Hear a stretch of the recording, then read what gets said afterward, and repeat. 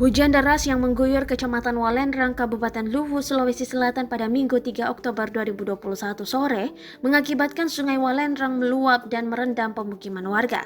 Air sungai yang tiba-tiba meluap menyeret dua rumah warga. Inilah detik-detik arus Sungai Walendrang meluap akibat hujan deras. Banjir yang datang secara tiba-tiba ini membuat warga panik dan histeris.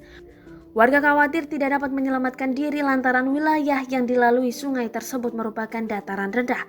Tampak dalam video dua rumah warga desa Sangtandung, Kecamatan Walendrang Utara, Kabupaten Luwu hanyut terbawa derasnya arus sungai. Sementara dua rumah lainnya rusak parah. Banjir tersebut juga menyeret material dan pepohonan yang dilaluinya. Saat ini, warga yang terdampak banjir mengungsi di rumah keluarga dan kerabat untuk sementara waktu.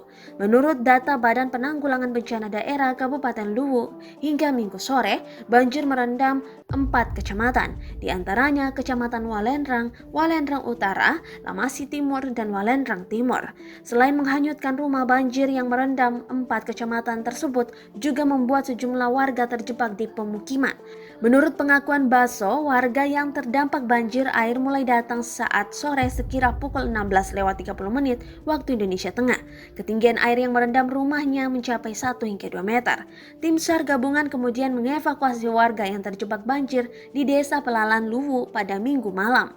Warga dievakuasi menggunakan ban mobil dan perahu karet melewati banjir yang memiliki ketinggian hingga 1 meter lebih.